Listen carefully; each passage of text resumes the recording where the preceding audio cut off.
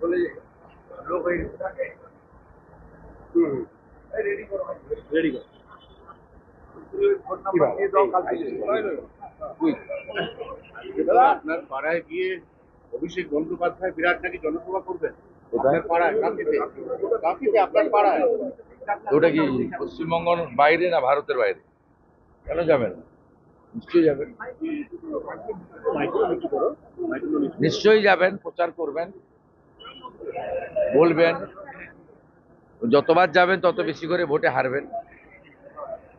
দাদা, কালকে হাওড়ায় কি হয়েছিল, আপনি এত উত্তেজিত হয়ে বললেন কেন?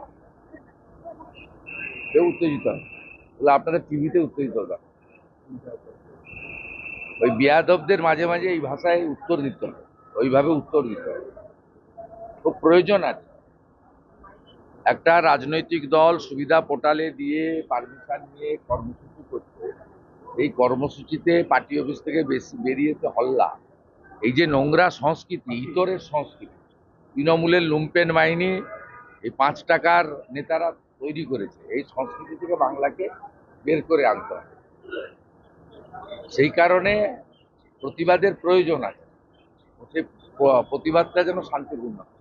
सर ऐसा कुछ हिंदी से हमने एक समीक्षा किया था हिंदू युवाओं के ऊपर पश्चिम बंगाल के काफी सारे गांव में। यहाँ पे देखा गया कि युवा लोग आक्रमण से बचने के लिए गाड़ी रख रहे हैं।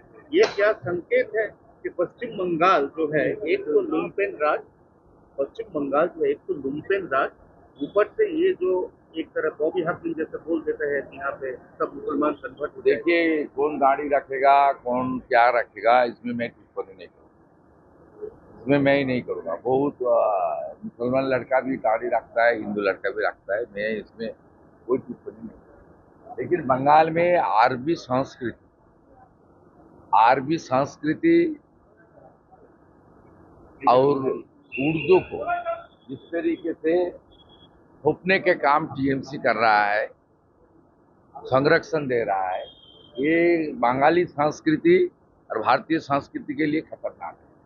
उर्दू लैंग्वेज के लिए मेरा कोई बात नहीं है, लेकिन किसको मैंने उसके ऊपर एक बोलना ही होगा, एक पढ़ना ही होगा।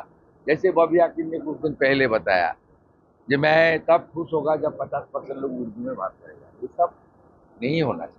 মুখ্যমন্ত্রী মমতা বন্দ্যোপাধ্যায় তিনি জানিয়েছেন যে তার গাড়িতে নাকা চেকিং এর সময় চেকিং করা হচ্ছে, সেটা উদ্দেশ্যপ্রণোদিত, এবং কেন্দ্রীয় মন্ত্রী যারা আছে তারা টাকা নিয়ে আসছে, আমার গাড়ি উদ্দেশ্যপ্রণোদিতভাবে চেক করা উনি একটু মাথার চিকিৎসা করবে, এটাই খবর হয়ে গেল।